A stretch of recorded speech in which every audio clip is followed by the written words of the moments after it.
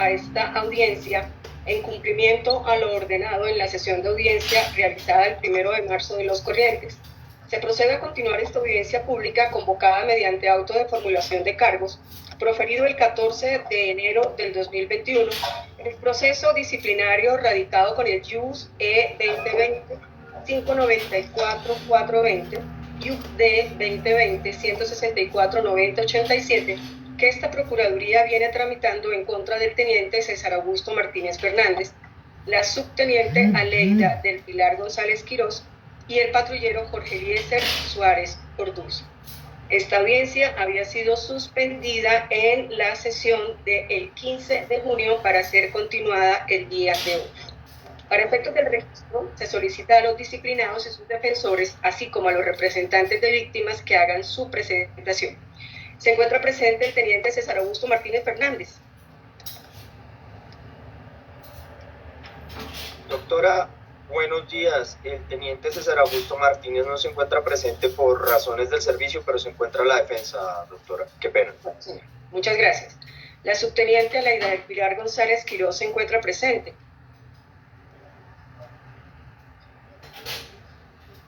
Buenos días, señora procuradora. Haga su presentación, por favor. Subteniente Aleida del Pilar González Quirós, cédula 1055-835-114, conectada desde mi residencia Vereda La Lorena en el municipio de Aguadascal. Gracias, subteniente. Patrullero Jorge Eliezer Suárez Orduz. Muy buenos días, señora procuradora, para ustedes y todos los presentes de la audiencia. Patrullero Jorge Eliezer Suárez Orduz, cédula de ciudadanía 1096-948-450. Me encuentro en la ciudad de Bogotá, sitio de residencia, calle 49 Sur, 5B96. Gracias. Los señores defensores, doctor Mauricio Enrique Moreno Galindo. Muy buenos días, señora procuradora, y a los demás asistentes a la presente audiencia. Mauricio Enrique Moreno Galindo, identificado con la cédula de ciudadanía 80-133-093 de Bogotá, abogado en ejercicio, portador de la tarjeta profesional número 153-642 del Consejo Superior de la Judicatura. Me encuentro ubicado en la ciudad de Bogotá, en la avenida calle 72, número 630, oficina 1601, señora procuradora. Muchas gracias. Doctor Jesús Rafael Vergara Padilla. Buenos días a usted, señora procuradora, a los colegas presentes, a los investigados. Mi nombre es Jesús Rafael Vergara Padilla, viendo los intereses de Aleida del Pilar González Quirós, con datos personales y profesionales sobre la carpeta. Muchas gracias. Gracias, doctor. Doctor Jairo Enrique Bulla Romero. Gracias, muy buenos días, señora procuradora, al personal de apoyo del despacho. A los presentes en esta audiencia se dirige Jairo Enrique Bulla Romero, identificado con cédula 19-18-3855 de Bogotá, registro profesional de abogado 30-172, como es habitual desde la oficina alterna de la ciudad de Bogotá. Muy amable, señora procuradora. Gracias, doctor. Hace su presentación en el orden en que fueron reconocidos como defensores de víctimas la doctora Sandra Consuelo Villegas Arévalo. La doctora Sandra no se encuentra presente. Gracias, Diego. El doctor Hernán Alfonso González.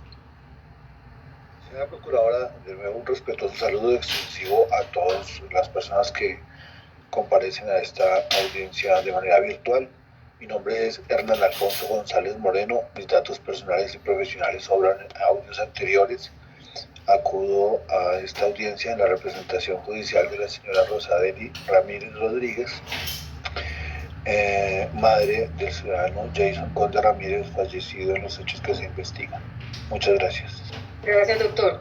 Doctor César Augusto Torres Espinel.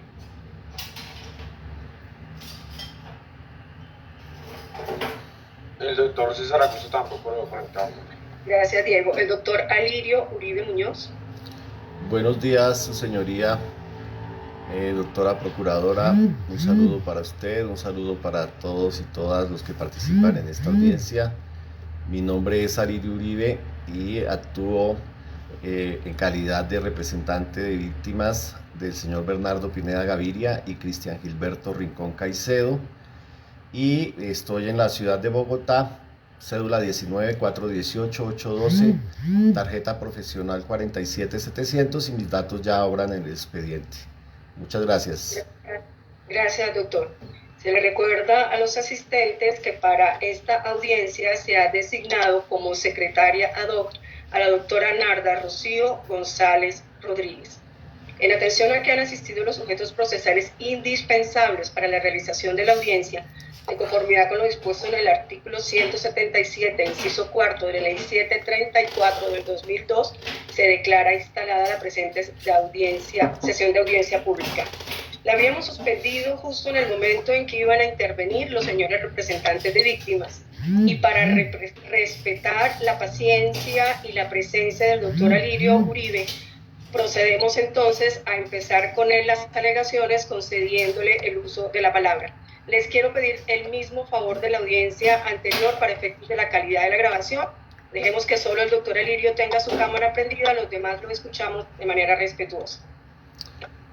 Bueno, muchas gracias, su señoría, doctora Tatiana Moreno Chet, como procuradora delegada para la Fuerza Pública y la Policía. En los términos previstos en la ley, me permito presentar alegatos de conclusión dentro del proceso verbal disciplinario contra el teniente César Augusto Martínez Fernández, la subteniente Aleida del Pilar González Quirós y el patrullero Jorge Eliezer Suárez Orduz, dentro de los radicados que ya todas y todos conocemos. Quisiera agradecer pues la presencia de todos los sujetos procesales, de todas las partes, abogados, también saludar a algunos de los familiares de las personas que fallecieron en esos hechos terribles que son objeto de esta investigación. Yo pasé, su señoría, un alegato escrito, pero pues voy a hacer mi intervención en la audiencia pública, y quiero arrancar con una cita de Nelson Mandela. Suele decirse que nadie conoce realmente cómo es una nación hasta haber estado en una de sus cárceles. Una nación no debe juzgarse por cómo se trata a los ciudadanos con mejor posición, sino por cómo se trata a los que tienen poco o nada. En mi condición de abogado, defensor de derechos humanos, miembro del colectivo de abogados José Alvear Restrepo, organización afiliada a la Federación Internacional de Derechos Humanos, con estatus consultivo ante la ONU, estatus consultivo ante la OEA, me siento honrado de representar dentro de esta investigación a los familiares del señor Bernardo Pineda Gaviria, que dicho sea de paso, su señoría, pues fue una persona que se desmovilizó de las FARC, que lo hizo de manera individual antes del proceso de paz, y que vivía aquí en esta localidad del municipio de Soacha. Y también del señor Cristian Gilberto Rincón Caicedo, que también falleció en estos hechos.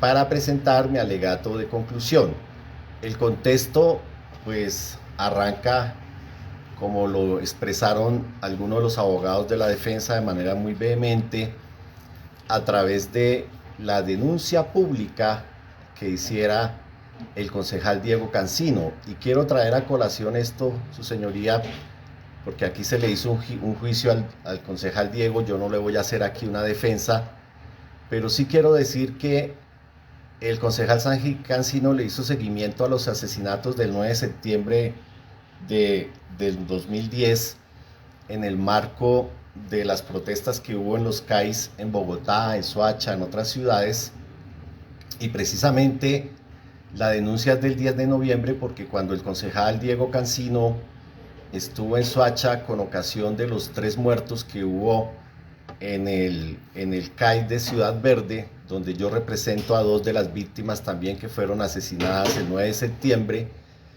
él se encontró con el caso del 4 de septiembre. Ese día yo también conocí de estos hechos, porque no sabíamos que 5 días antes precisamente en la estación de policía de San Mateo en Soacha hubo pues los hechos aquí investigados y que dieron a colación pues 8 muertos y 3 heridos. Y quisiera nombrar las víctimas, su señoría, porque creo que es importante que se sepa que estas personas que murieron allí o que resultaron gravemente heridas pues son ciudadanos colombianos que tenían padres, que tenían madres, que tenían hijos, que tenían hermanos, que tenían sobrinos, que tenían esposas o compañeras permanentes, bueno, según el caso. Y en el caso de los que yo represento, pues tanto el señor Bernardo Pineda Gaviria, pues tenía su familia, como también el señor Gilberto Rincón Caicedo.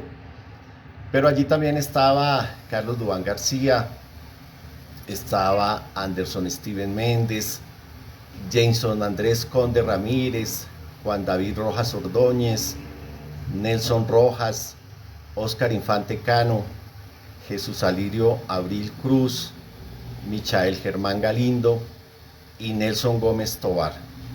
Y creo que es importante decir los nombres de quienes en estos hechos tan terribles pues perdieron la vida. Lo que hizo el concejal es lo que debería hacer cualquier ciudadano, señoría. Lejos de ser una falta disciplinaria, lo que hizo el concejal fue poner en conocimiento de las autoridades unos hechos terribles, graves, y ponerlo en la opinión pública. Seguramente que no tendríamos hoy una procuraduría especial tan diligente como la suya, doctora, porque debo reconocer pues que de septiembre a hoy han pasado 6, 7 meses y se ha avanzado bastante en esta investigación. Y precisamente fue a raíz de ese escándalo nacional que se dio cuando se supo no solamente lo del 9 de septiembre para el caso de Soacha, sino también lo que ocurrió el 4 de septiembre, que, y digo Soacha porque los indígenas llaman a Soacha, Soacha, y fue porque precisamente ocurrieron estos hechos.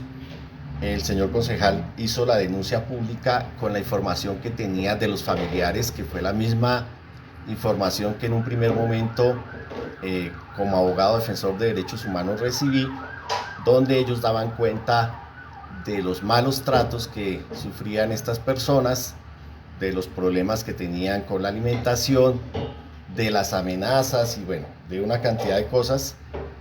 Y él se puso en conocimiento de público estos hechos y es por eso que precisamente se inicia una investigación que se le da pues poder preferente, y eso lleva a que precisamente, como todo funcionario público debe poner en conocimiento a las autoridades cuando tenga conocimiento de un delito, a que el 10 de noviembre del 2020 de manera oficiosa esta procuraduría haya hecho la visita al expediente PDSUN 2020-293 en la Oficina de Control Disciplinario Interno de la Policía para que se hiciera el estudio del caso, y el 11 de noviembre se hace esa visita especial al expediente, y el 11 de noviembre también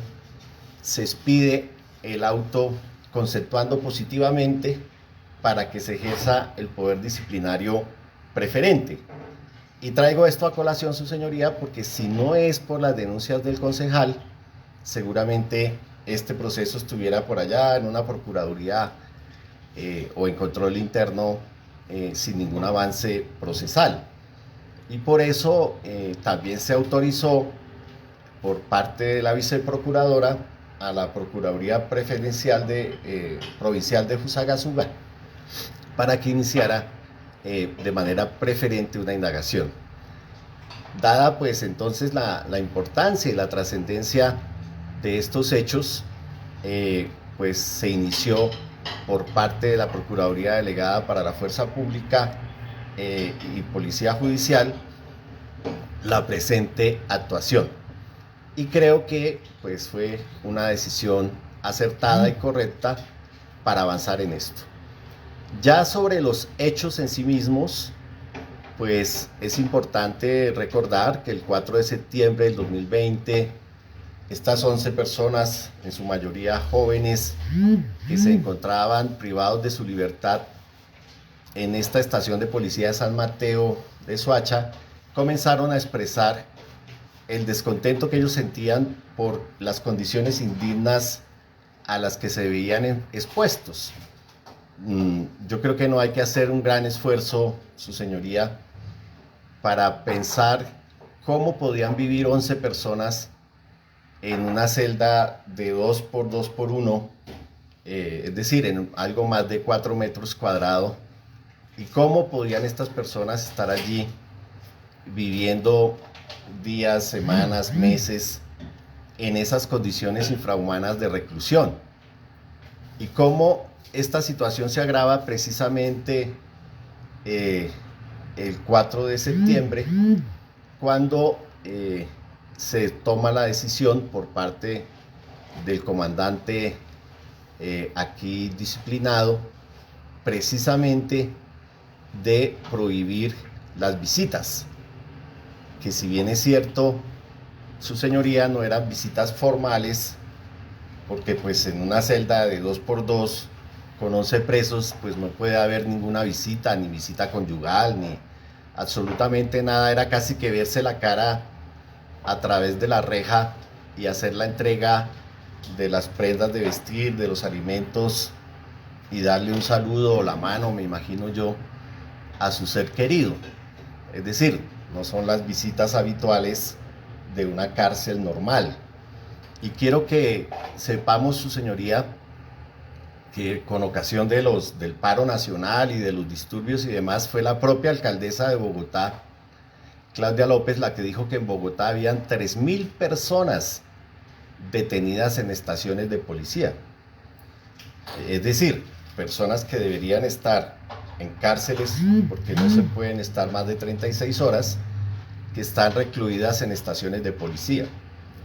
Y pues en Soacha no estamos exentos de lo mismo, y ahí aparecen en el expediente los informes de la cantidad de presos que hay, que no tienen asignada una cárcel digna, sino que están metidos en estaciones en esta situación. Ahorita recuerdo denuncias que recibí de Cúcuta, donde habían estaciones de policías tan atiborradas de presos, su señoría, que había un árbol grande al frente del CAI, y de la estación resolvieron poner cadenas y amarrar con grilletes y cadenas y con candados a los detenidos debajo del árbol, allá a la sombra, en ese clima tan fuerte de la ciudad de Cúcuta. Esto pone presente, obviamente, un problema estructural del sistema penitenciario en Colombia, un problema de trato cruel, degradante, inhumano a todas las personas que están privadas de la libertad en esas condiciones. Allí se dijo, por ejemplo, que ellos le tiraban excrementos a la gente. Y si les tiraban excrementos a la gente es porque tenían que hacer sus necesidades en bolsas, en tarros, allí hacinados en esas condiciones totales, absolutas de indignidad hacia una persona. Recordemos también que estos detenidos eran constantemente estigmatizados, y ahí está en el expediente, su señoría. Ellos mueren el 4 de septiembre y las últimas requisas habían sido en las madrugadas del 3 de septiembre y del 2 de septiembre. Es decir, ahí se muestra esa persecución, ¿no? Aquí se insinuó en esta audiencia que eran los familiares. Si las visitas eran cada 8 días, su señoría, y las visitas habían sido el viernes anterior, ¿cómo se explica que el 2 y 3 de septiembre le sigan encontrando armas, o le sigan encontrando marihuana, o le sigan encontrando teléfonos o elementos que no podían tener los detenidos? Pues es evidente que era la propia policía la que les vendía ese tipo de cosas a los detenidos, como sucede en todas las cárceles del país. para nadie es un secreto que en las cárceles de este país hay teléfonos, hay armas, incluso armas de fuego, armas cortopunzantes. Entonces, este CAI de San Mateo, cuando uno mira las requisas del 2 y 3 de septiembre, pues se da cuenta de que si de un día para otro encuentran cosas, y el día 4 este señor tenía un encendedor, que también estaba prohibido que tuvieran encendedores dentro de las celdas, pues es evidente que esos elementos eran proporcionados por algunos policías corruptos. Yo no estoy diciendo que todos los policías que transitaban allí por esta estación de policía fueran corruptos, pero es evidente que alguien les vendía esos productos. Ese día los familiares de los jóvenes que ya habían llegado a la hora de visitas, pues obviamente comenzaron a expresar su descontento porque no se les permitía ingresar a saludar, por lo menos a tener un contacto mínimo con sus familiares.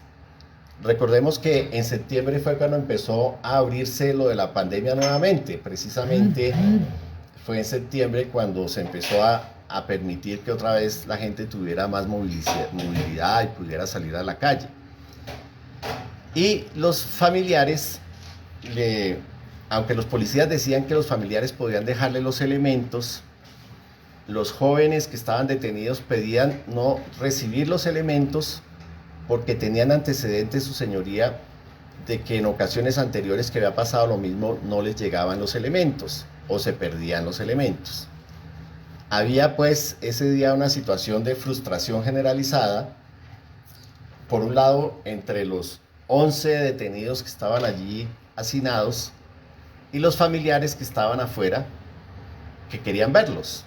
Y quiero también dejar aquí constancia que lo que me informa la familia Bernardo Pineda es que, porque algunos dijeron dentro de las tesis que han salido de este caso, que este caso se dio precisamente porque querían matar a Bernardo Pineda y porque había una venganza y porque querían asesinarlo a él. Eso no está probado, su señoría, pero lo que sí está probado por el lado de los familiares y el abogado que él tenía en su defensa, pues es que él tuvo allanamientos ilegales de la policía, tuvo problemas con la policía y le había dicho a sus familiares que tenía pues temor por su vida y que eventualmente pudieran asesinarlo y que estuvieran pendientes de él.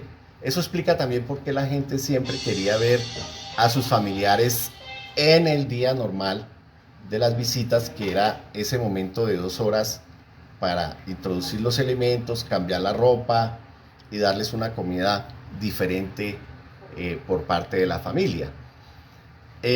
Todos dicen que, o hay versiones que coinciden en que el joven Anderson tenía problemas psiquiátricos y que él había sido el que incendió la colchoneta inicial. Eso también es imputable a la responsabilidad de no permitirle un acceso adecuado a la salud. Los problemas psiquiátricos, como los problemas físicos, son normales, y lo que decían algunos de los sobrevivientes, pues es que esta persona era un psiquiátrico. Un psiquiátrico quiere decir que es una persona que tiene problemas mentales, no necesariamente es un loco, sino simplemente necesita tomar unas pastillas, unos calmantes, bueno, algunas drogas que le permitan tener una estabilidad en unas condiciones además muy graves, como es la de la detención. Y que él fue el que prendió las colchonetas, valiéndose de un encendedor que no debería estar ahí, porque supuestamente el 3 y el 2 habían hecho requisas y era el día 4. Sin embargo, pues se produjo el incendio y quiero dejar claro allí que hay un testimonio del señor Nelson Gómez que dice claramente que el teniente César Augusto Martínez le dijo a Nelson Gómez esa mañana, previo a que se iniciara el fuego, le dijo: si quiere, le podría pasar un elemento cortopunzante para que se cortara el cuello. Es decir, tenemos un paciente psiquiátrico, el joven Anderson, con un trastorno psiquiátrico, y esa mañana el teniente César Augusto Martínez, de acuerdo al testimonio de Nelson Gómez, le dijo, entre comillas, que si quiere le podía pasar un elemento cortopunzante para que se cortara el cuello. Es decir, hubo una agresión a su condición de persona que tenía pues problemas emocionales, afectivos, qué sé yo, psiquiátricos, que básicamente se resuelven, su señoría, pues tomando pastillas, como lo hacen muchísimas personas que asisten a los sistemas de salud en cualquier país del mundo y por supuesto en Colombia, en Bogotá, en Soacha. Entonces, Anderson simplemente era un paciente con una persona con una doble condición de vulnerabilidad. Tenía la condición de estar preso en unas condiciones totalmente infrahumanas, tenía un problema adicional de presentar problemas psiquiátricos y tenía un problema de inasistencia médica y de no proporcionarle la droga para que él pudiera hacer eso. Y el comandante del CAI, de la estación, el teniente César Augusto Martínez, lejos de darle una salida, más o menos le dijo que se cortara el cuello. Entonces, no es cierto, su señoría, que los demás presos no hicieran nada al ver el fuego. Por supuesto que los demás presos se aterrorizaron cuando vieron el fuego, y por eso obran los testimonios de los sobrevivientes que dicen que el señor Jesús Alirio lanzó una cobija encima para sofocar el fuego. Obviamente eso hubiera sido eficaz si la cobija hubiera estado mojada o lo que sea, pero él trató de ahogar el fuego y lo que pasó es que esto no funcionó, el fuego siguió avivándose y las personas empezaron allí a incinerarse ante la mirada impávida, ante la inacción de los policiales. Entonces, esto pues es un hecho terrible. Yo sé que nadie planificó estas muertes, pero lo único que nosotros pedíamos pues era una diligencia mínima, que era abrir el candado. Si el fuego estaba avivándose, pues lo lógico era que los policías abrieran la reja. Y los sobrevivientes dicen que ellos gritaban que abrieran la reja, que ignoraban sus súplicas, que los gritos eran desoladores y desesperados, tanto de ellos como de los familiares que estaban afuera, que el patrullero Jorge Eliezer Suárez les decía quédense ahí mientras les mostraba las llaves. Eso lo dicen los sobrevivientes. ¿Cómo no le creemos a los sobrevivientes, su señoría, si estamos en una celda de 2x2x1, 11 personas? Obvio que veían y escuchaban lo que estaban allí.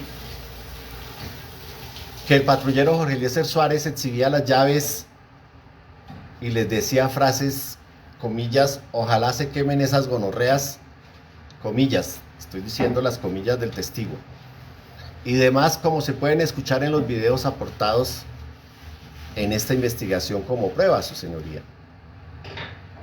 Tras esto, aquí yo llamo la atención, su señoría, los oficiales hicieron de todo, menos hacer lo elemental, que era abrir la llave. No se necesitaba curso especialista de escalar o de altura o de incendios o de lo que fuera. Si había un incendio en un espacio de 2x2, pues lo obvio, en una estación de policía, donde había cambio de turno, es decir, que por lo menos habían, como lo dijeron acá, 15, 17, 18, 20 policiales, hicieron de todo. Llamaron refuerzos, buscaron manguera. Alguno de los defensores acá, respetuosamente lo cito, no tengo nada contra los defensores, habló de 15 extintores O sea, se fueron a conseguir 10 o 15 extintores en las zonas aledañas a la estación de policía e hicieron una cantidad de medidas inocuas en vez de ceder a los ruegos desesperados, a los gritos de los presos y de los familiares. Y en vez de abrir la puerta para salvar la vida a su señoría, seguramente con la pretensión de que no se fugaran, pues prefirieron dejarlos incinerar, estando bajo su custodia, estando bajo su responsabilidad. Eso quiere decir, pues, que hubo acciones y omisiones deliberadas que permitieron que ese 4 de septiembre esa pequeña celda se volviera un infierno y que las personas allí se quemaran vivas, se incineraran vivas y murieran como efectivamente murieron en los días subsiguientes, incluyendo pues los sobrevivientes que quedaron con todas estas afectaciones. Obviamente los familiares estaban afuera viendo el fuego, escuchando los gritos, las súplicas. Yo le pregunto, ¿cómo grita una persona a su señoría cuando se está quemando viva? ¿Cómo es posible que hubiese esa indolencia, no solamente de los 3 funcionarios públicos que están aquí como presuntos responsables en esta investigación disciplinaria? ¿Cómo es posible que otros policiales como Juan Manuel Rojas o Jairo Alberto Tique, que declararon también dentro de esta prolija investigación que su función fue impedir que ingresaran los familiares, cuando los familiares, al ver que se estaba quemando la celda, se estaban quemando sus padres, sus hermanos, sus hijos, sus esposos, pues hicieron lo elemental, tratar de meterse a ver si podían ayudar a sacarlos o a evitar que perecieran incinerados. Y es que este país, su señoría, tiene un desprecio impresionante por las personas privadas de la libertad. Yo recuerdo que por esos días yo también puse unos tweets y hice cosas y a mí me decían, me contestaban los tweets diciendo que ojalá se quemaran todos los presos del país.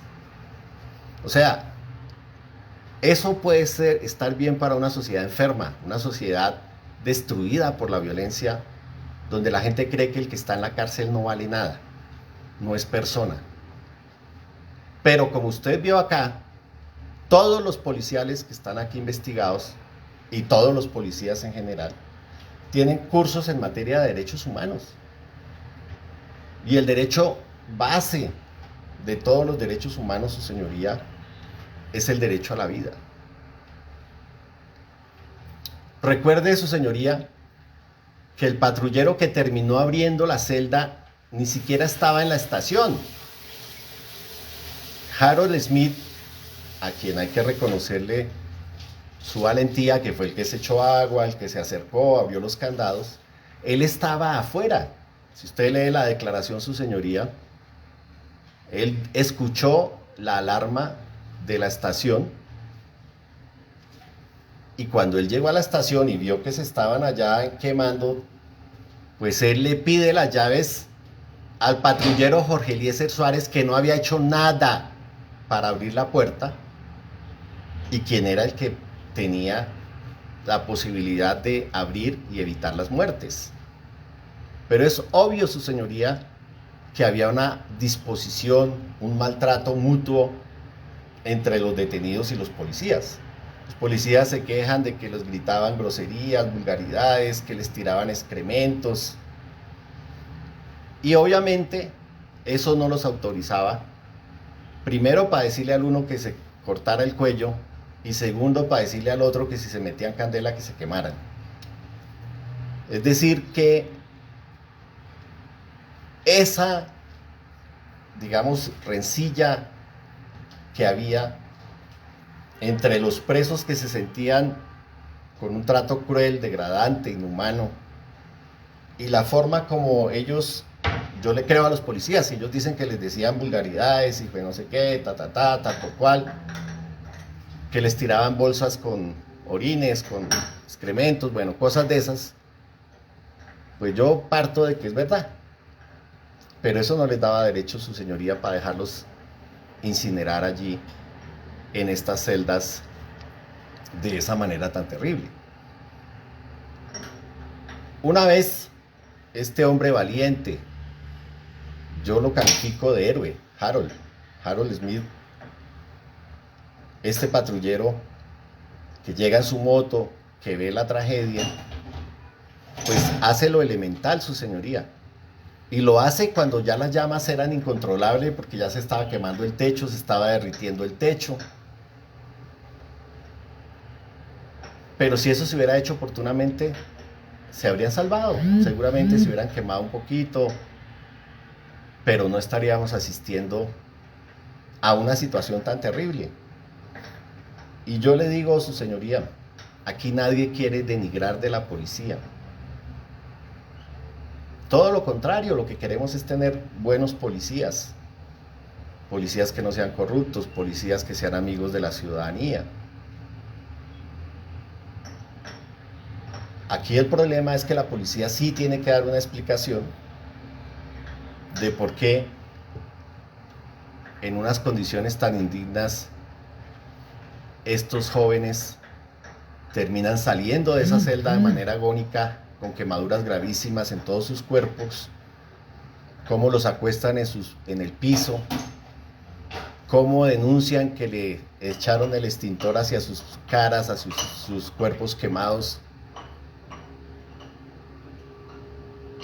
cómo alguno de ellos lo mantienen sentado con un bolillo en la espalda cuando está todo quemado,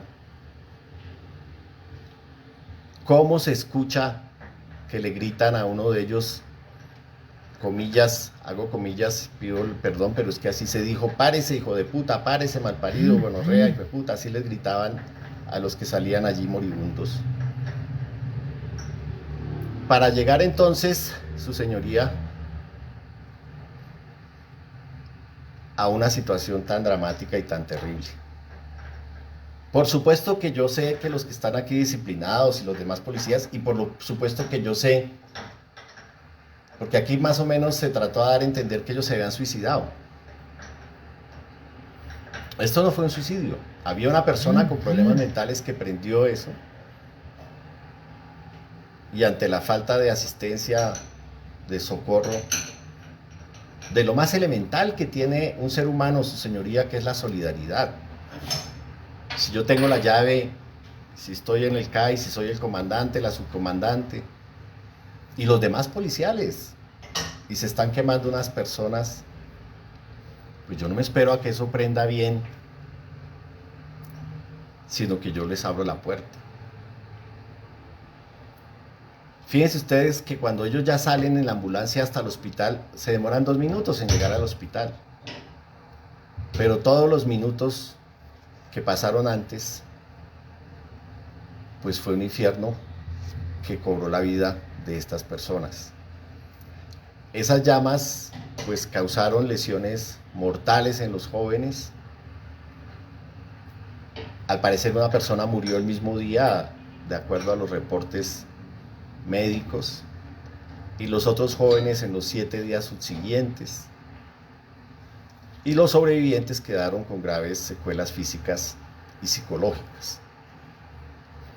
Eso es lo que estamos aquí valorando y analizando, su señoría. Cómo y coincido con muchos de los que estaban acá, la crisis, el estado de cosas inconstitucional, el problema carcelario en Colombia, aquí se patentiza de la manera más terrible y más horrorosa que pueda pensar uno, que es con la muerte de estas personas que estaban bajo custodia del Estado, en este caso de la policía, en este caso de la estación de San Mateo y en este caso de los que están aquí disciplinados. Aquí se violaron muchas normas, su señoría. Pues obviamente la Constitución política dice que el derecho a la vida es inviolable, que no habrá pena de muerte. Y en esto quiero traerlo a colación, porque en el derecho internacional de los derechos humanos, siempre que los presos mueren en las cárceles o los jóvenes mueren en las protestas, el caso de los jóvenes se asume como ejecución extrajudicial. Pero en el caso de los presos, son población vulnerable. Son población que tienen restringida su derecho a la libertad, pero que no están privados de sus demás derechos. El artículo 12 de la Constitución, su señoría, que dice que nadie será sometido a desaparición forzada, tampoco a torturas, a tratos crueles, a penas crueles, a tratos inhumanos o degradantes. El artículo 13 de la igualdad ante la ley, porque yo quiero insistir en esto, tenemos una sociedad que discrimina, pero los policías no pueden discriminar, su señoría. Ellos más que nadie, que llevaban ahí días, semanas, meses viéndolos, sabían que eran seres humanos. Y seres humanos, pues obviamente con problemas legales.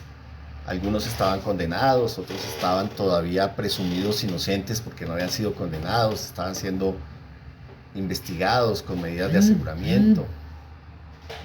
Pero eso no los priva de sus derechos humanos. El artículo 23, que impone que los servidores públicos estén al servicio del Estado y la comunidad y que ejercen sus funciones de acuerdo a la Constitución, la ley y los reglamentos. El artículo 209 sobre la función administrativa, que debe estar al servicio de los intereses generales y que la función pública se desarrolla con fundamento a los principios de igualdad, moralidad, eficacia, economía, celeridad, imparcialidad, publicidad y siempre pues en el entorno y respeto de los derechos humanos. Y quisiera hacer una claridad aquí también, su señoría, con el tema de las normas disciplinarias en tránsito. Todos los colegas que están acá y su despacho sabe, su señoría, que el 28 de enero se sancionó el nuevo Código General Disciplinario, la Ley 1952 del 2019, y que esa norma dice que en adelante todos los procesos se deben adelantar en virtud de este nuevo Código General Disciplinario, para todos los servidores públicos y para particulares que ejerzan funciones públicas. Pero se planteó allí que esta norma entraría en vigor 4 meses después, es decir, el 28 de mayo de este año. Por eso lo traigo a colación, porque estamos en junio. Y se decía entonces que a partir del 28 de mayo estaría derogada la Ley 734 y las demás disposiciones de la Ley 1474 o del Decreto Ley 262. Pero también es bueno traer a colación que durante el debate del Plan Nacional de Desarrollo 2018-2022, su señoría, se introdujo el artículo 140 que estableció que para prorrogar la entrada en vigencia que prorroga la entrada en vigencia de ese estatuto disciplinario al 1 de julio de 2021. Y hago este análisis de tránsito legislativo para ratificar, su señoría, pues que la ley aplicable aquí sigue siendo la Ley 34 del 2002. Y por eso pues voy a utilizar no la nueva norma disciplinaria que va a empezar a regir el próximo mes, sino la norma disciplinaria anterior, que habla de el artículo 5 de la ilicitud sustancial, es decir, que la falta disciplinaria es antijurídica cuando afecta al deber funcional sin justificación alguna.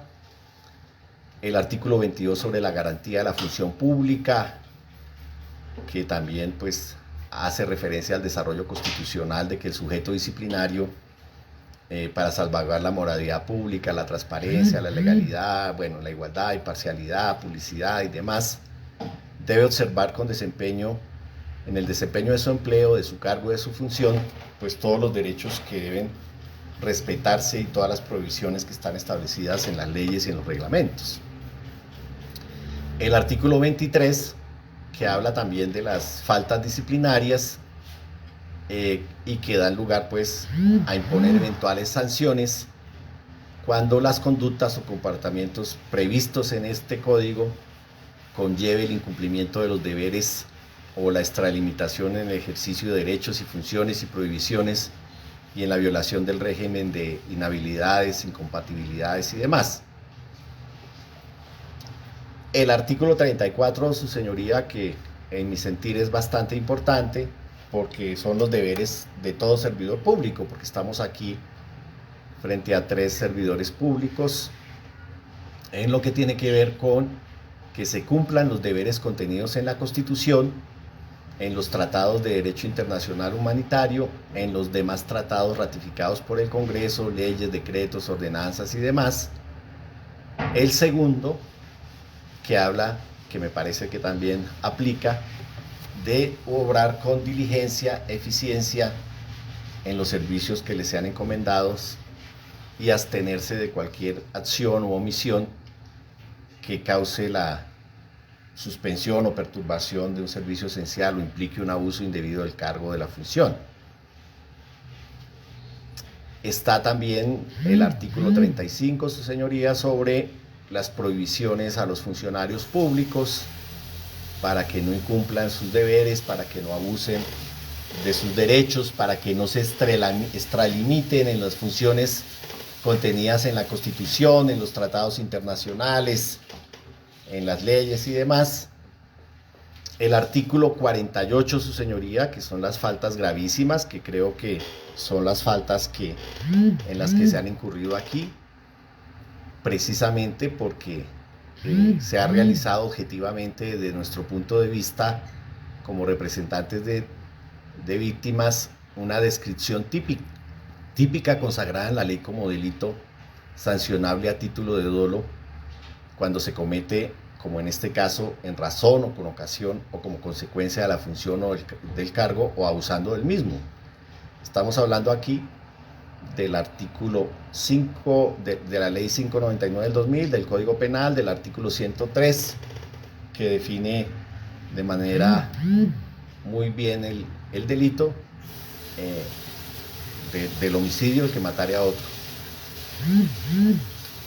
Consideramos nosotros que hay fundamentos, su señoría, para que se declare la responsabilidad disciplinaria de los funcionarios investigados. Y por lo tanto, cuando usted revise mi alegato, pues allí está el por qué consideramos que se debe declarar esa responsabilidad disciplinaria de los 3 funcionarios y la funcionaria, 2 funcionarios y una funcionaria aquí investigados, por cometer esta falta gravísima a título de dolo que trajo como consecuencia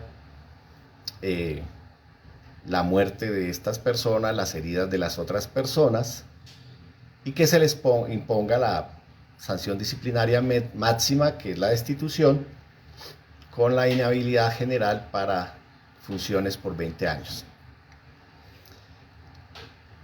Quiero, como aquí se cuestionó la participación de las víctimas, su señoría, obviamente no por la Procuraduría, sino por otros sujetos procesales, relevar la importancia de que las víctimas participen en los procesos disciplinarios, como lo ha dicho la Corte Interamericana de Derechos Humanos, que efectivamente frente al deber del Estado de investigar, de juzgar, de sancionar a los autores de graves violaciones de derechos humanos, se ordena que en los diferentes procesos disciplinarios se realicen las diligencias con la debida participación de las víctimas, como reconozco lo ha hecho esta Procuraduría en todas sus instancias, para que podamos participar. De igual manera, la Corte y la Comisión Interamericana han dado aportes valiosos en la dogmática del derecho disciplinario para determinar que la investigación disciplinaria que se haga contra agentes estatales presuntamente, como en este caso, involucrados en graves violaciones de derechos humanos, se pueda garantizar la participación de las víctimas. Y lo propio ha hecho la Corte Constitucional de la Ley 734 del 2002. Y bueno, ahí se habla también de víctimas, de perjudicados. Es decir, queremos que se apliquen, que se tenga en cuenta su señoría en el fallo y se ratifique por parte de la Procuraduría General esos argumentos esgrimidos en la sentencia C014 del 2004, C0093 del 2008, T265 del 2016, como decisiones del Consejo de Estado, de la Procuraduría, que establecen, hay una cantidad de decisiones también, doctrina, de otorgarle a las víctimas las facultades de solicitar, aportar, controvertir pruebas, intervenir en la práctica de las mismas, interponer recursos, presentar solicitudes y obviamente hacer alegatos como los que estamos haciendo el día de hoy. Y creo que es importante pues resaltar e insistir en que el derecho disciplinario colombiano ha avanzado, como ha avanzado también el derecho penal, incluso la justicia penal militar, donde antes nos tocaba a nosotros llegar por vía de tutela para ser escuchados, pero ya eso avanzó jurisprudencialmente, legislativamente, y podemos llegar pues de manera prevista en la ley, ¿no? Quiero insistir, su señoría, en la importancia de que el Estado investigue y sancione las graves violaciones a los derechos humanos. Y es que yo no puedo calificar de otra manera estos hechos tan luctuosos, tan terribles, su señoría, de que se hayan dejado quemar en una celda en esas condiciones a estos ciudadanos colombianos. Y por eso se impone la obligación de investigar tanto penal como disciplinariamente y de sancionar las violaciones a los derechos humanos, conforme a la Convención Americana de Derechos Humanos, al artículo 1.1, donde se demanda pues que los estados prevengan, investiguen y sancionen toda violación de derechos reconocidos por la Convención. E insisto, aquí no estábamos frente a funcionarios comunes, estábamos frente a funcionarios vulnerados, vulnerables, por su condición de ser personas privadas de la libertad. Y había la obligación de garantizarles sus derechos humanos, su derecho a la vida, su integridad personal y las garantías de los que estaban siendo investigados a tener un juicio justo y a tener un debido proceso. En ese sentido, la Corte Interamericana ha establecido que cuando estamos frente a casos de graves violaciones de derechos humanos, las investigaciones deben iniciarse ex oficio, sin dilación alguna, de manera seria, imparcial, efectiva, y no simplemente una formalidad o una apariencia de justicia que pueda ser infructuosa.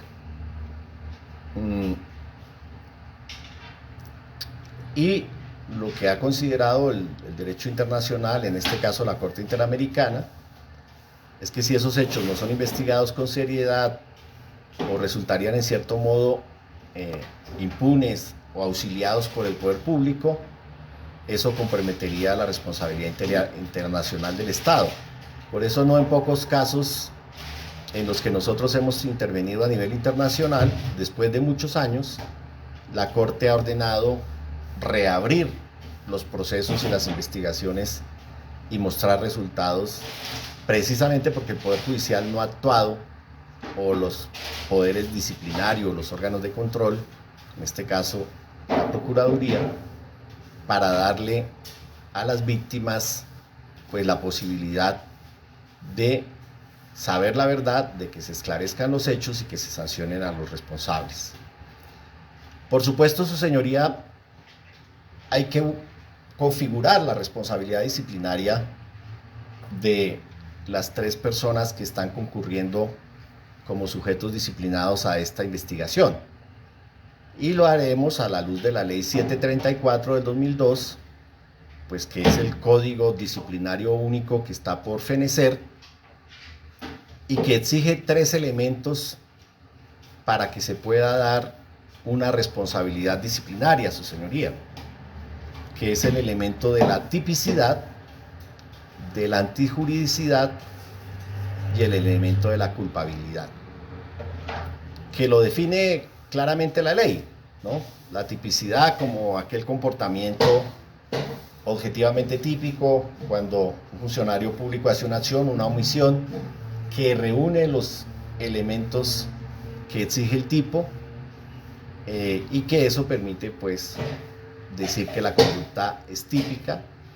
La antijuridicidad o la ilicitud sustancial, como lo llama el Código Disciplinario, y es que los funcionarios deben responder disciplinariamente cuando quebrantan sustancialmente el deber funcional como servidores públicos les asiste. Entonces, tener claro si el hecho o la actuación en que incurrió el servidor público afectó la función pública y su debida gestión. Y recordemos, su señoría, pues que aquí la función de la policía se vio afectada, como efectivamente se ve afectada por esos hechos tan graves.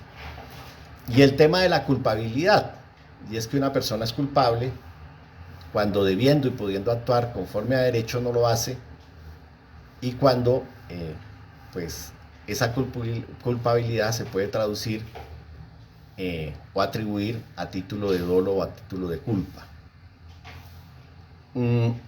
Y procedo a desarrollar los 3 elementos que considero, su señoría, conjuntamente con todos los alegatos que se han presentado acá, de manera respetuosa les solicito que sean tenidos en cuenta al momento de proferir el fallo. Y decir entonces que la tipicidad de las conductas está consignada taxativamente en la ley y que la Corte Constitucional pues ha sido muy enfática en señalar esa tipicidad con 3 elementos: que la conducta sancionable esté escrita de manera específica y precisa, que exista una sanción cuyo contenido material esté definido por la ley y que exista una correlación entre la conducta y la sanción.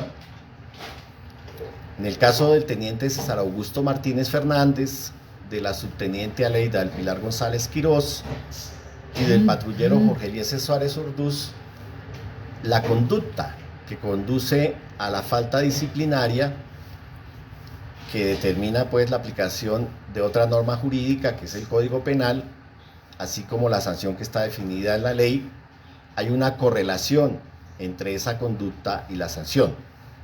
La falta que cometieron, a nuestro entender, es una falta gravísima a título de dolo, con su omisión, su acción previa, su omisión concomitante, posterior y demás, produjo la muerte de 8 personas y las lesiones personales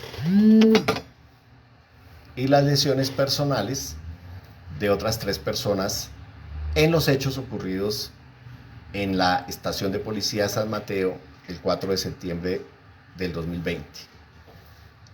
Las faltas gravísimas del artículo 48 que consagran pues la descripción típica como delito, el artículo 103 como homicidio y que corresponde al tipo penal por la omisión que cometieron estos 3 funcionarios, quienes estaban responsables del lugar de reclusión y quienes no actuaron pudiendo haberlo hecho para evitar la trágica muerte de estas jóvenes que estaban recluidos allí. Fundamento que la omisión del lugar en la comisión del delito agravado surge de la posición de garante que tiene el Estado, en este caso los oficiales que tenían a cargo, su señoría, la custodia de la estación y dentro de ella pues la custodia de las personas que estaban detenidas. No se puede negar, su señoría, que si bien es cierto es el IMPEC el que tendría que tener más cárceles Los alcaldes también tienen la obligación y nunca lo han hecho de tener cárceles municipales. Hay un problema de presupuesto, bueno, todo lo que sabemos del sistema penitenciario, pero no podemos negar que estas personas estaban privadas de la libertad bajo la responsabilidad de las personas que están aquí disciplinadas. Y recordemos que frente a esa posición de garantes, pues está el deber jurídico que tiene el autor de evitar un resultado típico, de que pueda obrar y que deba actuar para impedir que se produjera ese resultado cuando es evitable. Este resultado fue evitable de muchas formas y lo voy a seguir mirando más adelante. La elemental, que era abrir la puerta; la elemental, que era no privar de las visitas; la elemental, que cuando se llamaba al comandante, este pudo haber reversado la decisión de que no entraran a entregar las cosas. Bueno, muchas cosas que pudieron ocurrir y que no ocurrieron, y que hace que se dé lo que la Corte llama la posición de garante, que es la situación en que se halla una persona en virtud de la cual tiene el deber jurídico y concreto de obrar para impedir que se produzca un resultado típico que es evitable, y que si incumple esa obligación su señoría, pues abandona esa posición de garante, y como ocurrió en este caso, dejaron que esos muchachos perecieran bajo el fuego en la estación de policía. En ese sentido, la situación en que se encuentran estos sujetos disciplinados era conducirse de manera acorde con el rol que desempeñaban dentro de la sociedad, ellos como funcionarios policiales, en este caso teniendo personas detenidas por jueces en la condición de garantizarles pues sus derechos elementales y sobre todo su derecho a la vida. En sentido estricto o restringido, violaron esa posición de garantes porque estando obligados por la Constitución y la ley a actuar, a impedir que ocurrieran estos hechos, pues no hicieron nada para evitarlo. No voy a entrar a profundizar más en este tema, pero creo que la Corte Interamericana ha desarrollado esa relación que se establece entre el Estado y las personas privadas de la libertad, y así ha hablado de la especial responsabilidad que tienen las autoridades respecto de las personas que están sujetas a su control. Y el paso más importante ha sido precisamente la consagración de la idea de que el Estado está en una posición de garante respecto de los derechos humanos de las personas privadas de la libertad. Eso es muy importante, su señoría, al momento de usted pues hacer, como lo va a hacer, el acucioso estudio de este amplio expediente para tomar una decisión.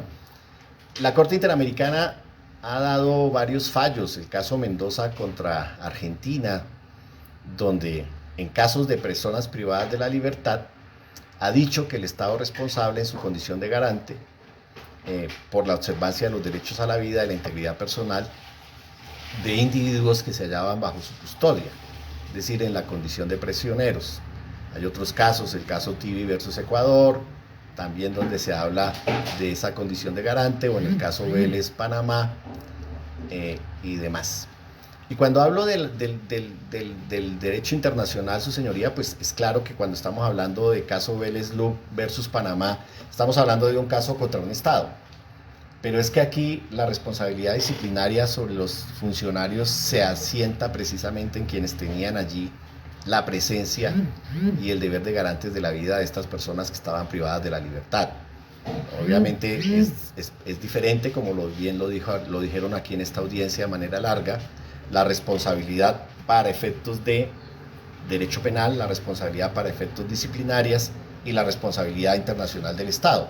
Tienen parámetros diferenciados, pero tienen también pues líneas comunes de responsabilidad. Entonces, en este caso, pues el Estado colombiano también comprometió su responsabilidad internacional con la muerte de estas personas privadas de la libertad, y los patrulleros que estaban custodiándolos, en este caso el patrullero Jorge Eliezer Suárez, quienes debían impartir las órdenes sobre la custodia, el teniente César Augusto Martínez Fernández, y la subteniente Aleida del Pilar González Quirós, pues deben dirigir su actuar siempre a salvaguardar los derechos de los privados de la libertad, en especial, como lo he insistido, su derecho a la vida. Como se desprende de los hechos que narramos en la sesión anterior y que se narraron al inicio de mi intervención, los investigados no actuaron como les era exigido, su señoría, e incumplieron esa posición de garantes y incurrieron en permitir la trágica muerte de estos 8 jóvenes incinerados en condiciones totalmente terribles que de verdad causan escalofrío cuando las pensamos.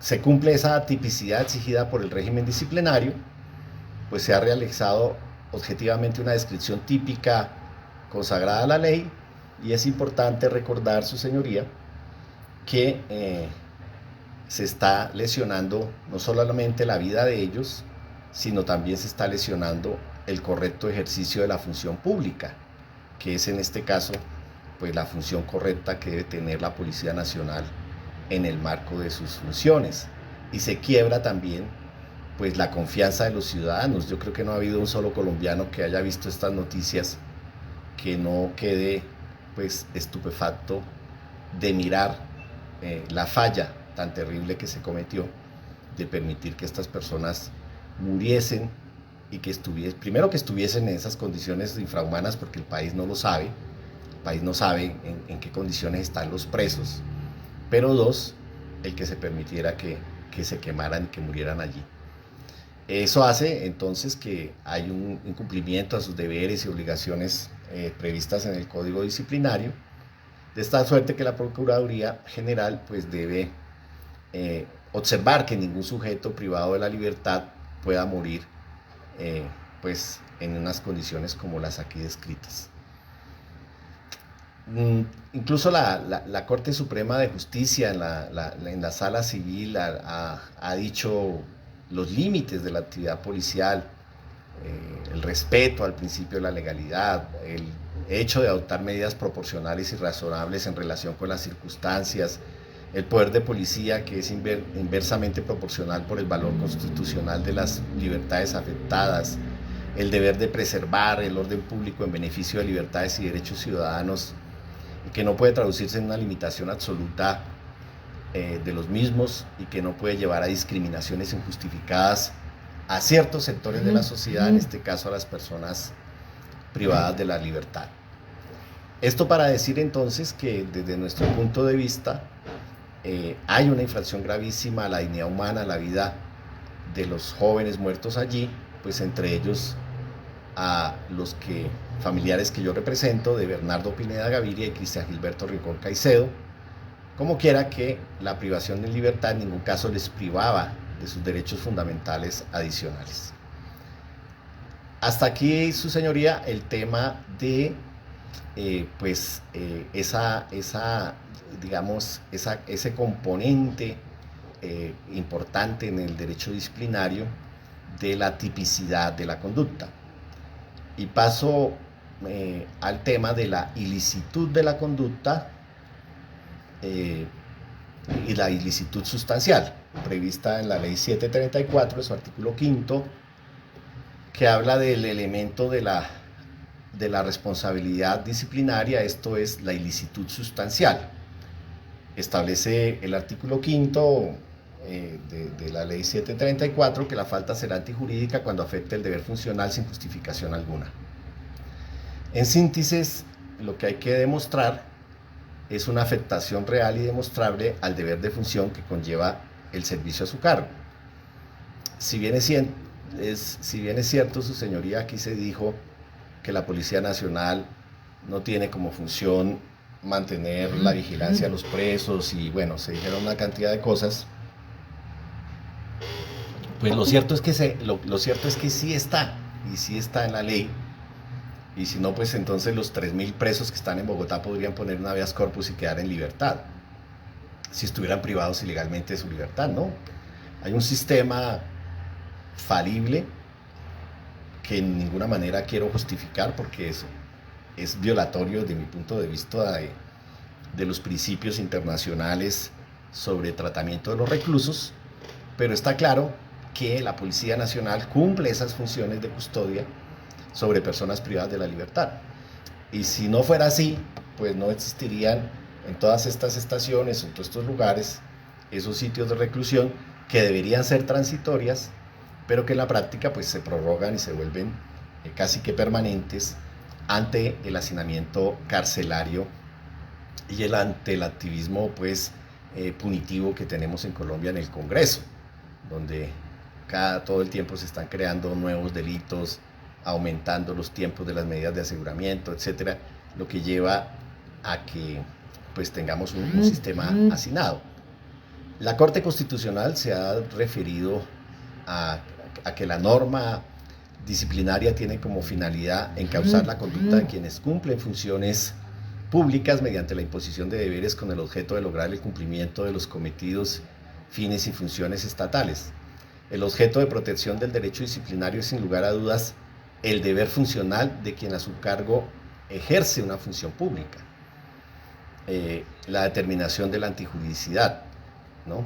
También la Corte ha dicho que la infracción disciplinaria siempre supone la existencia de un deber cuyo olvido, incumplimiento o desconocimiento genera una respuesta represiva del Estado o un propósito, y el propósito último del régimen disciplinario es la protección de la correcta marcha de la administración pública.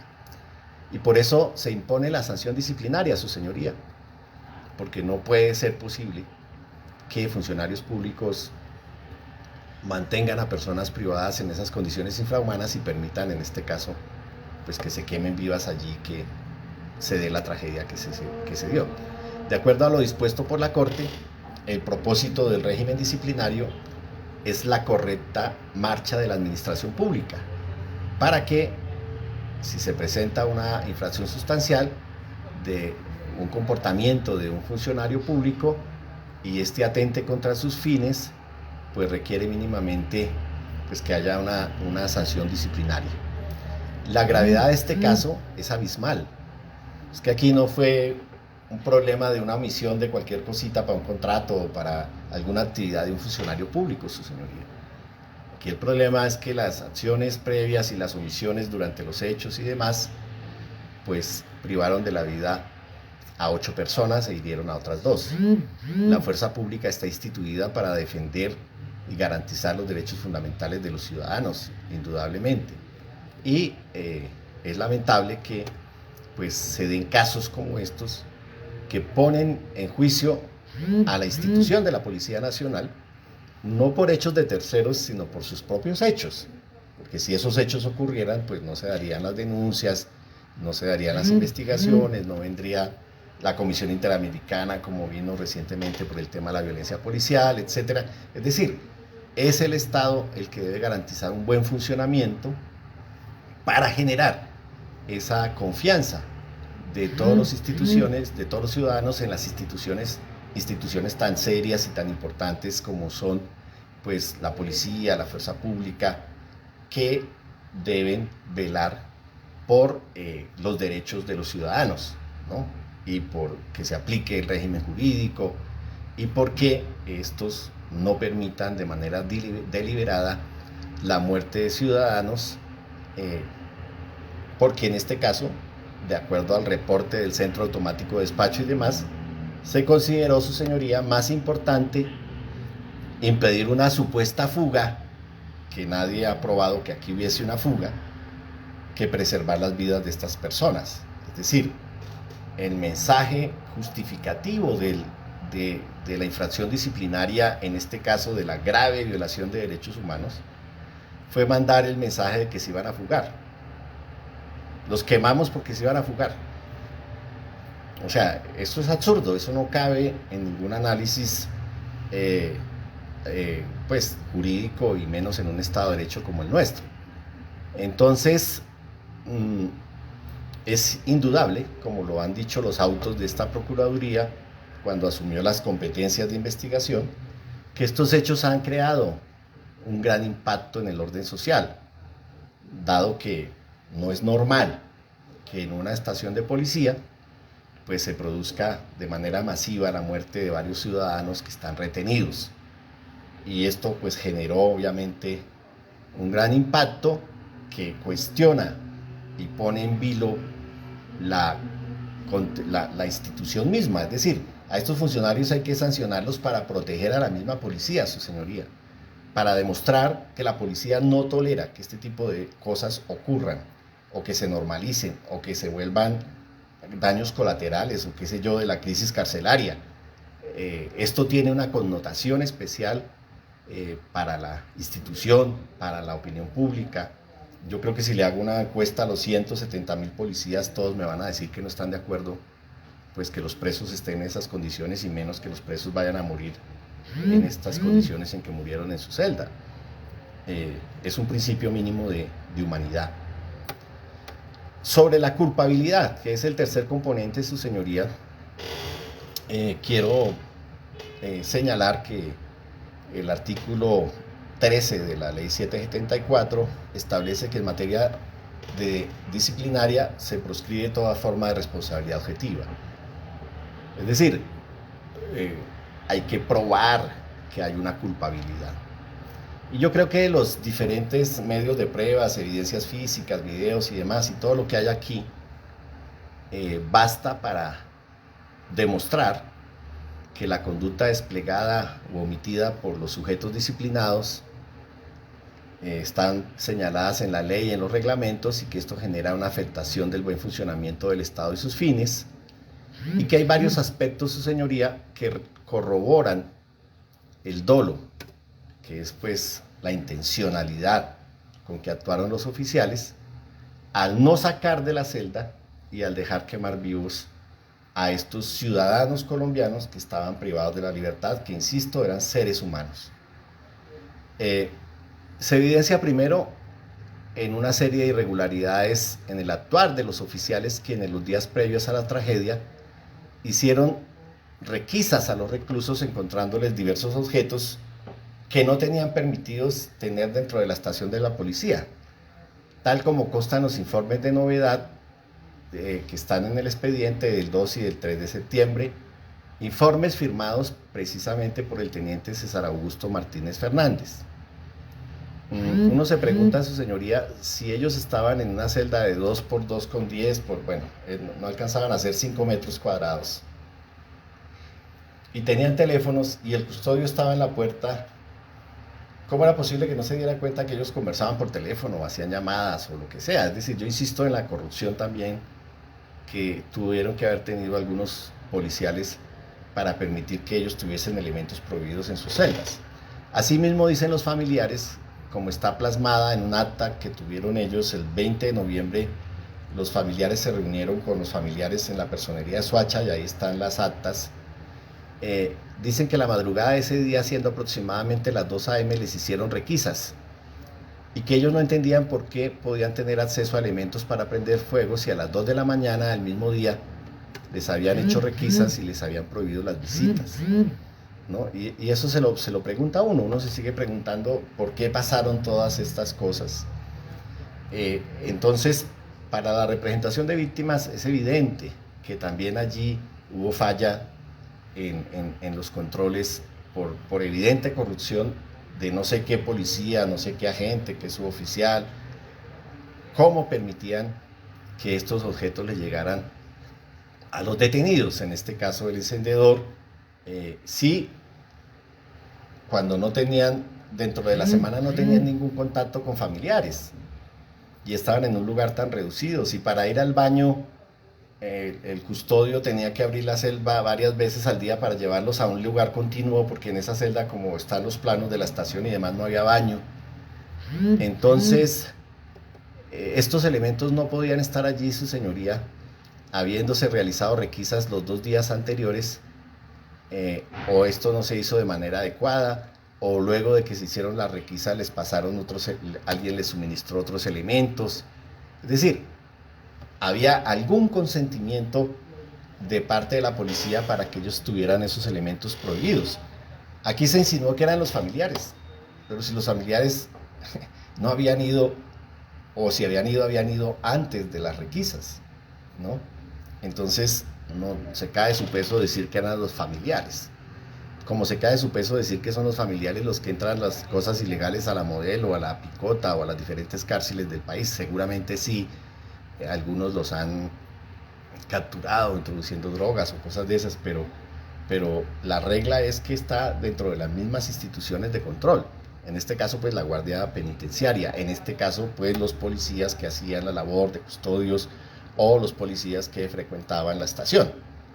Yo sé que para todos los policías de la estación esa sala de detenidos era un problema, era un fastidio, era porque pues por un lado ellos efectivamente sentían que esa no era su función, pero por el otro lado pues había como los malos tratos comunes entre los policiales y los detenidos.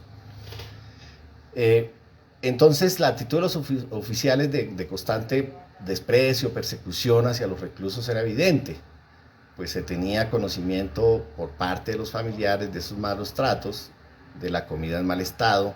Eso está ahí escrito, su señoría, en las entrevistas, en las actas que se hicieron con la personería, que les mantuvieran hacinados, que les hicieran constantes requisas.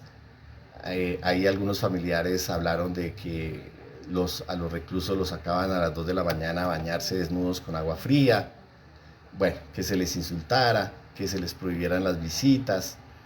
Bueno, entonces todo esto pues es importante, su señoría, tenerlo en cuenta.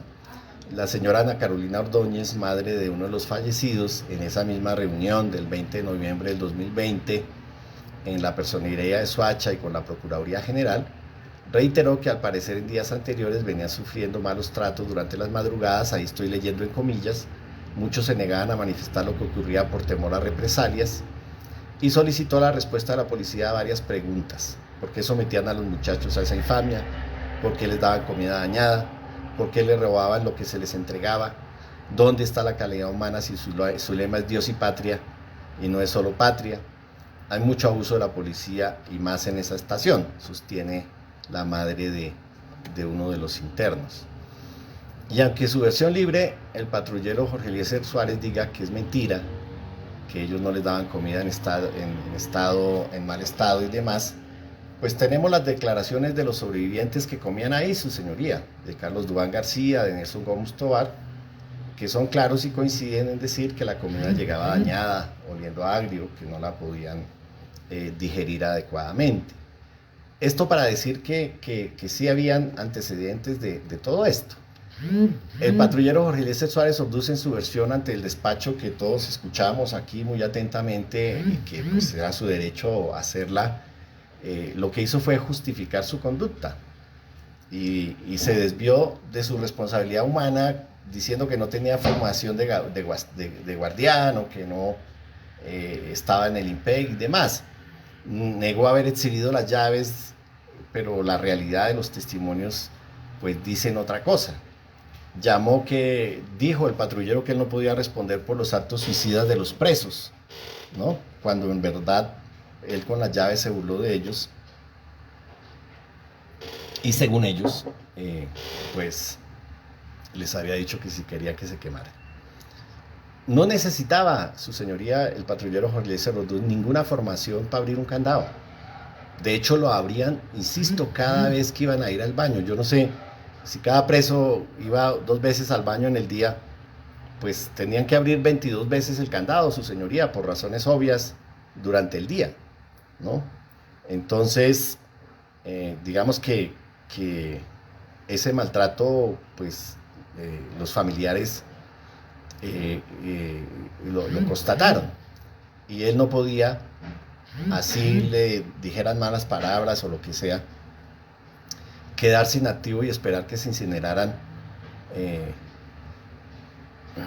Incluso me pareció también bastante fuerte afirmar que si nos matan nos pagan, ¿no? O sea, yo creo que ningún preso entra a un lugar de reclusión, ni a una estación de policía, ni a la cárcel Picota, la Modelo, para suicidarse, para que le paguen a la familia la reparación, dando a entender que ellos querían morirse o cosas así. Todo preso lo que quiere es ver a su familia. Lo único que quiere un preso cuando está preso es ver a su familia y obviamente obtener la libertad. disimular el proceso, probar que es inocente, etc. Pero está claro, y ahí es donde hablo yo del dolo, de que el patrullero Jorge Eliezer Orduz solamente soltó las llaves cuando llegó el agente Harold al que hice referencia y en un acto de humanidad pues abrió la puerta. Hay que tener en cuenta también que uno de los reclusos, que es el del paciente psiquiátrico al que ya referí, pues también prueba ese dolo y esa responsabilidad del teniente César Augusto Martínez, que en vez de ofrecerle los medicamentos o las pastillas que esta persona tomaba para mantener su estabilidad emocional y su estabilidad psicológica. Recordemos que las enfermedades mentales, su señoría, todos hemos tenido familiares con enfermedades mentales o conocemos personas que tienen enfermedades mentales y demás, que son tratables, como cuando uno se corta un brazo o lo que sea, o se parte una pierna, y eso se cura y eso se trata. Y en vez de hacer las labores tendientes a que esta persona tuviera sus medicamentos, pues le ofreció, como lo dije ya, pasar objetos cortopulsantes para que se cortara el cuello. Eso fue muy provocador desde mi punto de vista para una persona que se encuentra en esa condición de preso, con enfermedades mentales, seguramente con ansiedad impresionante por las drogas que le permiten manejar ese tipo de patologías psicológicas. Entonces, bueno, tampoco es justificable lo de la pandemia del COVID, su señoría, porque según el informe de la personería de Soacha que obra en el expediente, ninguna estación cuenta con la infraestructura adecuada para salvaguardar el distanciamiento social. Si la celda tenía casi que 2x2 y el distanciamiento social, su señoría, todo lo hemos visto, todo año y medio hemos hablado de eso, era 2 metros de distancia una persona de otra. Y si en este momento habían 11 personas en ese espacio tan reducido, es que uno se ubica. Yo lo he hecho en mi oficina acá, he mirado en mi casa, etcétera, el espacio donde ellos estaban. Yo invito a su señoría, de verdad, haga la reflexión. El espacio donde estaban 11 personas no caben acostados, su señoría. Es imposible. Uno para dormir mínimamente necesitaría, pues, uno con 80, 2 metros según la altura de la persona y 50 centímetros de ancho. Si usted coge la celda y hace esa división, es imposible que ahí duerman 11 personas.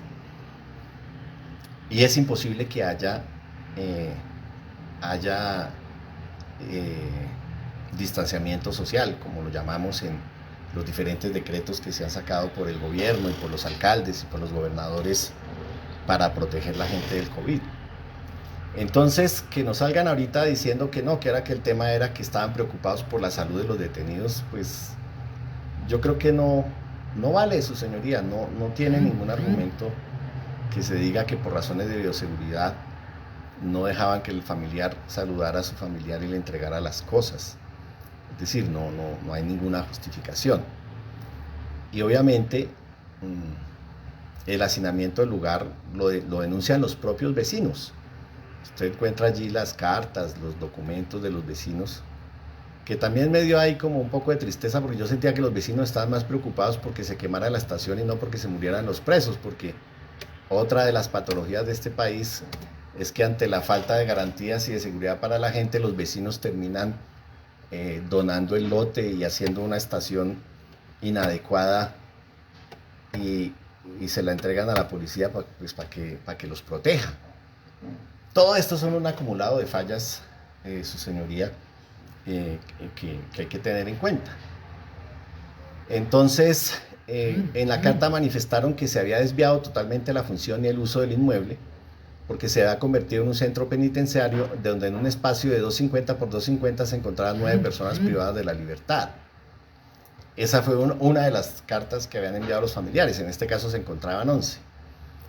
La propia Policía Nacional sabía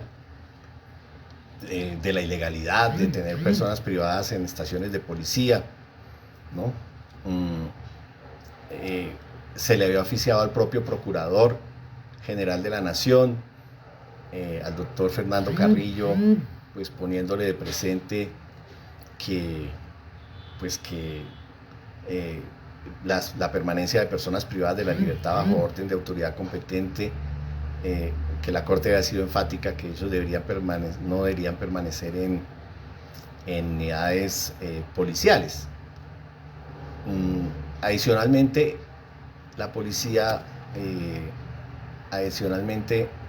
los oficiales de la estación de policía presentes en el momento de los hechos,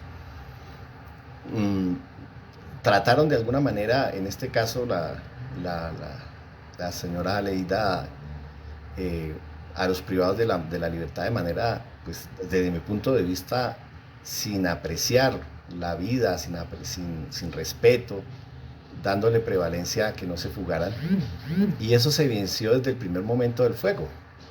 Y como quedó consignado en las anotaciones del libro de la estación de policía, que también reposa su señoría en el expediente, donde se expresó que se pedía apoyo a todas las unidades que se encontraban en servicio para poder trasladarlos y evitar que se diera la fuga. Es decir, esto no fue solamente en el centro automático donde se reportaban las llamadas de radio y telefónicas y peticiones de ayuda y demás, sino que esto quedó escrito ahí en el libro. Y también se relata cómo se pidió primero apoyo, se buscaron extintores, se usaron mangueras, se hizo todo menos lo evidente, su señoría, que era abrir la puerta. Así también se plasmó en el informe de novedad del 4 de septiembre que suscribe el propio teniente César Augusto Martínez, donde él, pues a mi manera de ver, prácticamente confiesa que primero llaman refuerzos para evitar la fuga y luego sí se intenta apagar el fuego y por último se abre el candado. Y él le echa fácilmente la culpa de todos los familiares. Yo le pregunto a su señoría, ¿qué culpa tienen los familiares? Los familiares estaban afuera pidiendo algo elemental, que era ver su familiar, entregarle un almuercito, llevarle sus prendas. Pero él dice que no, que los familiares, lo tengo ahí en comillas, de las personas empiezan a gritar en tono desafiante, que necesitan ingresar a las instalaciones policiales para abrazar y besar a sus familiares, que le manifiestan que no estaba permitido y por lo que empiezan a tornarse agresivos e intentan ingresar a la fuerza. Eso sí ocurrió, de que ellos se pusieran agresivos, pero cuando ya ellos se dieron cuenta que sus familiares estaban muriendo. Yo le pregunto a cualquier persona normal, si usted tiene un hijo, tiene su esposa, su hermano, y se está quemando, si usted no hace hasta lo imposible para tratar de que no se queme. Pues obvio, ellos sabían y sentían lo que iba a pasar, que efectivamente pasó.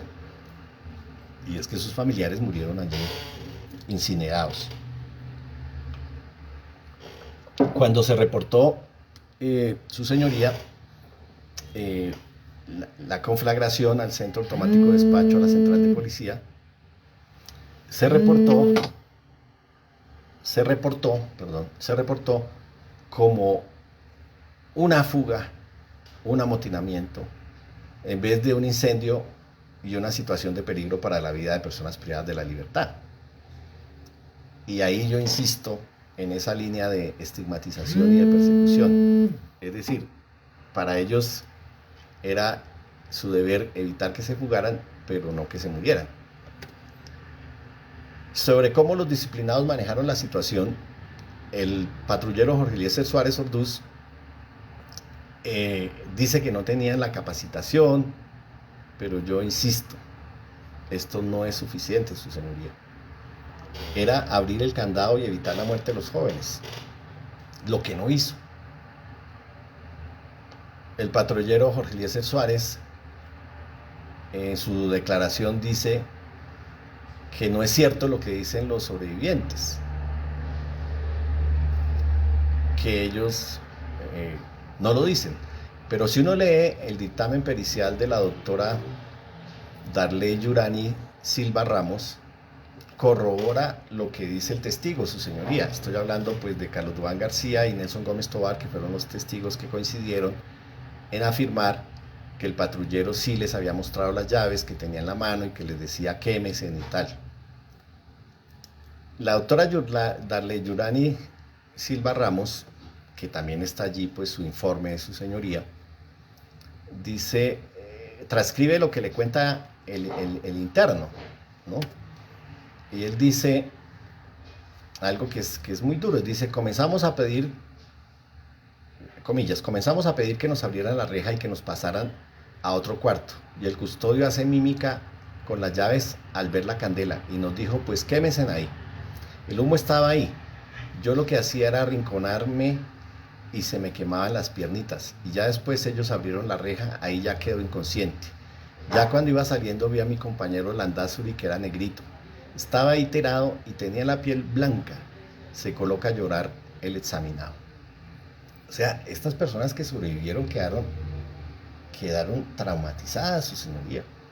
Y quedaron traumatizadas porque pues, se salvaron de milagro y vieron quemar a sus compañeros, que si bien es cierto no eran amigos, compartían la misma suerte. Es decir, estar allí en esas condiciones infrahumanas, donde a las buenas o a las malas les tocaba ser amigos, porque si no, ¿cómo hace uno para estar en 12 metros con 11 personas? Por lo menos tiene que ponerse de acuerdo, usted párese aquí, usted párese acá, usted acá, y si el uno va a caminar, el otro le tiene que dar permiso, y si el uno duerme un rato, el otro le tiene que parar, o algo así. Ellos debían tener allí unas reglas de convivencia de días, meses, semanas, y algún nivel de comprensión, no de amistad, de nada tuvieron, y pues para esta persona, pues el impacto psicológico se deja ver en esta entrevista. El patrullero Jorge Eliezer Suárez Orduz también afirma que él sí intentó ayudar, que le roció agua con una manguera. Bueno, dice que no era la forma de evitar su muerte, sino abriendo la celda, pues eso lo digo yo, que era consciente él era consciente de ello. Es evidente que actuó con dolo, que se burló, que no tomó en serio la posibilidad de que estas personas pudieran morir allí incineradas, o si lo tomó en serio no le importó. Se debe resaltar que, como obra en las pruebas en el expediente, no utilizó toda la manguera, sino que quedaba parte de la misma enrollada en el piso. Eso se ve en los videos también, lo cual hubiera podido darle mayor cercanía, mayor alcance o mayor utilidad al fuego. Pese que el agresor libre dice haber utilizado el extintor, sin embargo hay un video del auxiliar de policía Eduardo León Calvo que no se observa que en ningún momento lo haga. Es decir, el policía que grababa a este patrullero, uno no ve que él use en ningún momento el extintor. El extintor, de acuerdo con las pruebas sobrantes en el proceso, solo es usado hasta que salen los reclusos agonizando y lo aplican a la cara de estos, sino donde se habían quemado. Sobre el anterior, la señora Ana Carolina Ordóñez, como consta en su declaración ante la personería de SOACH y la Procuraduría, fue más evidente la preocupación por unas bicicletas, dice ella. Esto lo estoy encomillando, su señoría, usted lo puede revisar con la acuciosidad que la caracteriza. Allí dice, fue más evidente la preocupación por unas bicicletas que botaron para el otro lado, ya que en el video se observa cómo los muchachos salen gateando, vueltos nada, desmintiendo los primeros auxilios que dice el coronel que prestaron. Sí se tiraron al piso y con extintores le rociaron todo el cuerpo sin considerar la magnitud de las quemaduras. Adicionalmente, en ese momento les dieron gaseosa colombiana, pese a que salieron ahogados por el humo y tosiendo, solo se les ocurre a ellos. Lo que hicieron fue cerrar la puerta y esperar que todo se prendiera. Respecto a la culpabilidad, su señoría, del teniente César Augusto Martínez Hernández y de la subteniente Aleida del Pilar González Quirós, esta también se puede evidenciar en la forma como ocurrieron los hechos y en lo que ellos hicieron y no hicieron durante los hechos, teniendo en cuenta lo mencionado sobre las múltiples requisas. Estas se utilizaban más que como un mecanismo de control, como un medio de persecución, se hacían mal, había corrupción al interior de las celdas, y esto pues prueba que ni el teniente César ni la subteniente Aleida hicieron nada para evitar corregir el ingreso de este tipo de elementos que al final propiciaron también las condiciones para que ocurrieran los hechos, toda vez que este joven tenía pues el encendedor y fue utilizado en los hechos. Se resalta que estos oficiales no dieron la orden de abrir la puerta, pese a que desde el primer momento los reclusos y los familiares rogaban a gritos por eso. Yo le pregunto a su señoría si el estado natural de una persona que está en una celda de esas dimensiones con 11 personas y con fuego, si lo primero que grita no es abran, abran? Es obvio. Y es obvio que los gritos debieron ser desgarradores. La subteniente Aleida del Pilar González Quirós, de acuerdo con la declaración del auxiliar de policía Eduardo León Calvo, no estuvo al frente de la tragedia, sino que permaneció en la oficina con una señora que había sido capturada antes de los hechos. Yo pregunto, si había semejante situación de emergencia, ¿lo normal no era que ella estuviera al frente? El auxiliar de policía Eduardo Leonardo Calvo deja ver la desidia y que se hizo todo menos abrir la puerta. Este auxiliar de policía dice que pidieron prestados extintores a las casas, a los negocios cercanos. Yo pregunto, su señoría, ¿cuánto se demora en salir de la estación, en ir a los negocios? Yo sé que esa es una zona muy popular, que hay comercios, pero yo pregunto si eso es más rápido o es más rápido abrir la puerta. De igual manera piden por el radio apoyo, conectan la manguera del agua para intentar apagar el fuego, pero no hacen lo evidente.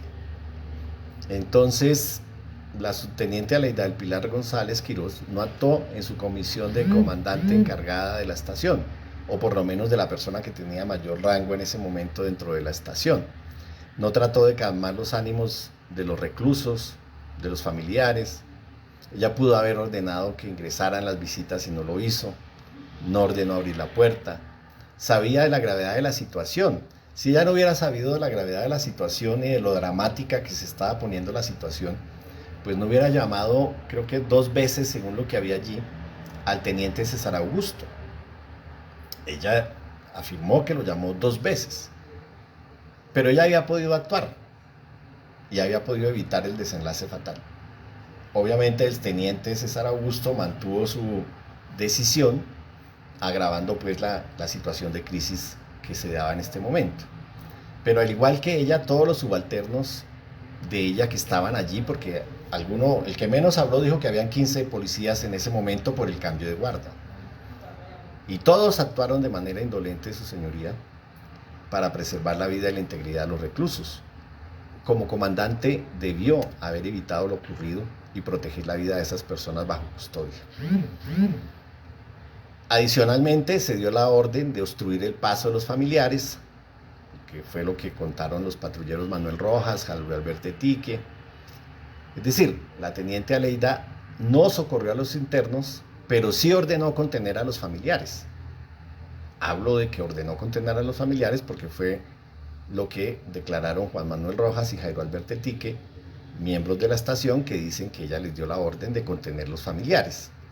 Es decir, sí hubo tiempo y hubo cabeza para tomar algunas medidas, pero no para tomar las medidas conducentes a salvarle la vida a estas personas privadas de la libertad. Entonces, no actuó para salvar sus vidas, y así también lo dice la señora Ana Carolina Ordóñez en el acta de reunión. Ella dice, ella procedió a romper vidrios, dice Ana Carolina Ordóñez, con otros familiares, entre ellos Pedro Luis Sánchez, mientras los uniformados quitaron las rejas, y como se ve en un video, ella intenta poner la manguera, pero un agente se la quita de sus manos y la empuja, a que ella reacciona de igual manera en medio de su frustración y desespero para poder sacar a su hijo. Y yo le pongo a esto pues la fuerza a su señoría, y lo cito, porque es que yo no me imagino a una madre o a un padre. Yo no sé si aquí todos los que estamos en esta audiencia, yo ya soy hasta abuelo, ¿qué no haría uno para tratar de salvar a su hijo, a su hija o a su familiar o a su ser querido en una situación tan dramática? Entonces no era una sonada, realmente era los familiares pues obviamente exaltados ante una situación extraordinaria donde sus seres queridos se estaban quemando. El teniente César Augusto Martínez Fernández, como comandante de la estación de policía, conocía de esas condiciones infrahumanas de los detenidos, no hizo nada para evitar la tragedia, los hostigó con las requisas, cuando ocurrieron, no tomó medidas para que ellos no tuvieran teléfonos, drogas, armas cortopunzantes, otros elementos que desde mi punto de vista algún funcionario corrupto le vendía. y en vez de proceder para controlar eso, procedía era castigando a los presos, privándolos del único momento de aire que tenían a la semana, pues que era la visita familiar. Y a pesar de las insistencias y las llamadas de la teniente Aleida, no flexibilizó las órdenes, las mantuvo, permitió que la crisis explotara y que esto terminara pues con la muerte de los detenidos. El teniente César Augusto Martínez Fernández, a pesar de su versión exculpatoria, es claro en que no hizo lo suficiente para garantizar una existencia digna para los 11 presos que para el mes de septiembre del 2020 estaban a su cargo, ni para evitar su muerte.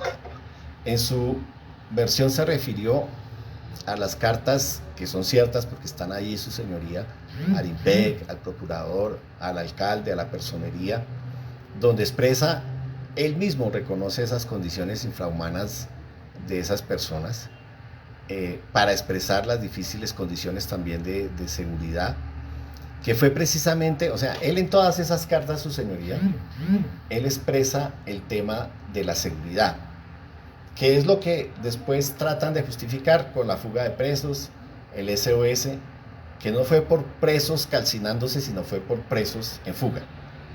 Y obviamente esa inacción hizo, según él había un plan de emergencia, pero la realidad de los hechos mostró que prevaleció el tema de la seguridad, el tema de la supuesta fuga, lo que ellos pensaban o mal pensaban de sus detenidos, y simplemente eso hizo que no actuaran para evitar que se diera el desenlace fatal. Nunca reportaron pues esa crisis humanitaria en el momento de los hechos. Asimismo, el teniente César Augusto Martínez y la subteniente Aleida del Pilar González no ordenaron que se usara tampoco el extintor, o cuando sacaron los jóvenes ya agonizados no los socorrieron de manera adecuada. Todo esto fue insuficiente, como se escucha en las grabaciones, en los videos, donde se trata mal a los jóvenes agonizantes, les insultan, les dicen cosas y no pues los socorren de manera adecuada. Así queda comprobado que el actuar del teniente César Augusto Martínez Fernández, la subteniente Aleida del Pilar González y el patrullero Jorge Eliezer Suárez Orduz cumple con esos elementos, su señoría, de responsabilidad disciplinaria, lo que daría lugar pues a que se imponga la sanción disciplinaria más alta. Y quiero traer a colación, su señoría, lo que dijo el sobreviviente Carlos Duván García Balbuena, para mostrar la dimensión y los impactos de la tragedia. Yo estaba en la parte de atrás y escuché que los compañeros empezaban a decir que les iban a prender fuego a la celda si no iban a dejar de entrar la visita. Y los policías dijeron, pues quémese. Y con unas llaves empezaron a moverlas y a decir, pues quémese. Yo estaba doblando unas cobijas cuando vi y empezó el fuego. Don Jesús Alirio entró en pánico y agarró una cobija para intentar apagar el fuego. Y de ahí ya se prendió todo. Yo empecé a saltar y a saltar, por eso solo me quemé la espalda y me desmayé. Después me desperté en el hospital. En las noches escucho las voces de ellos, de Don Berna, de Pecueca, y pues los veo a todos ellos como se queman. Solo puedo descansar en el día, que es cuando las voces no me hablan. Me duele la cabeza y así es todo el tiempo.